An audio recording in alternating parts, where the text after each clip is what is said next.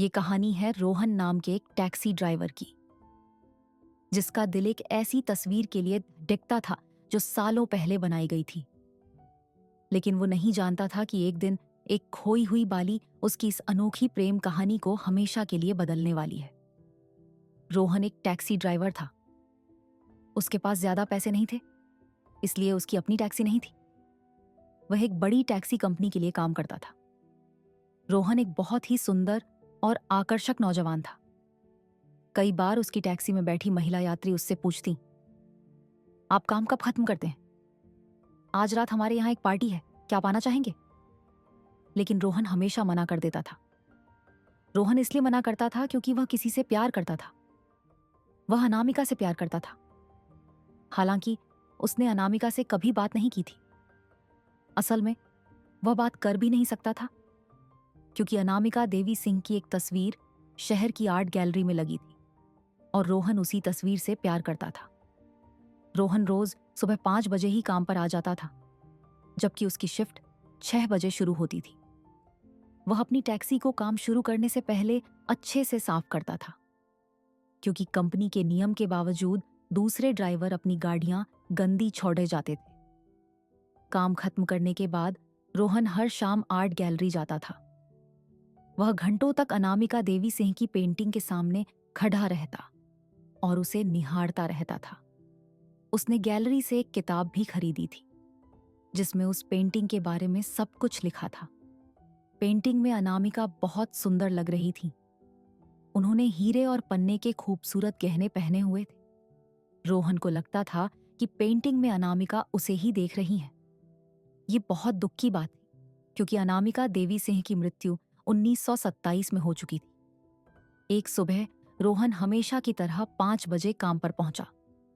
Office के आदमी ने उसे बताया, आज तुम्हें गाड़ी नंबर 505 चलानी है। माफ करना, कल रात इसे राजू चला रहा था और गाड़ी बहुत गंदी है। रोहन ने पहले टैक्सी को बाहर से और फिर अंदर से साफ करना शुरू किया। पिछली सीट के पास सफाई करते हुए उसे एक चमकीली चीज दिखाई दी। उसने उसे उठाया। वह एक कान की बाली, ईयरिंग थी। उसे लगा कि उसने यह बाली पहले कहीं देखी है।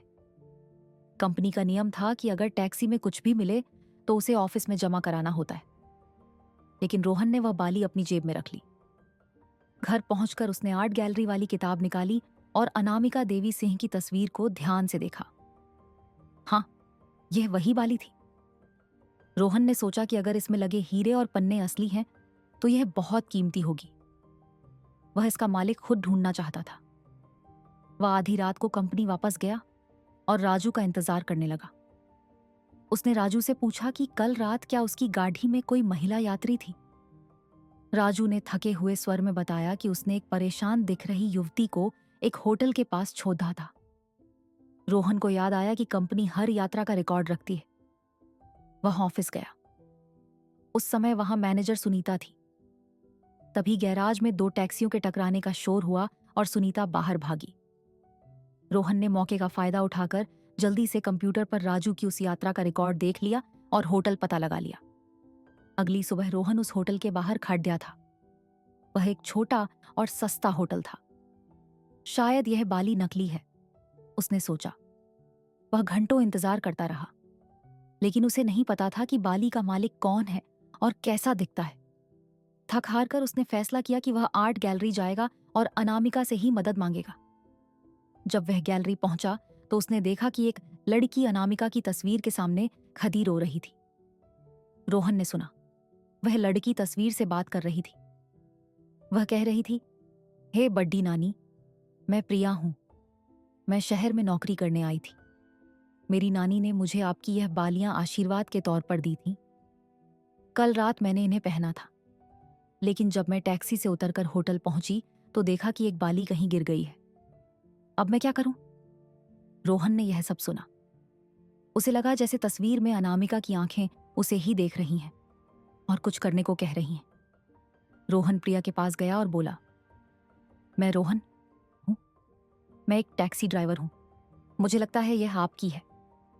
उसने अपनी जेब से बाली निकालकर प्रिया को दे दी। प्रिया की आंखों में आंसू आ गए। उसने पूछा, यह आपको कहाँ मिली? आपने मुझे कैसे ढूंढा? रोहन ने बस इतना कहा, मुझे यह पेंटिंग बहुत पसंद है।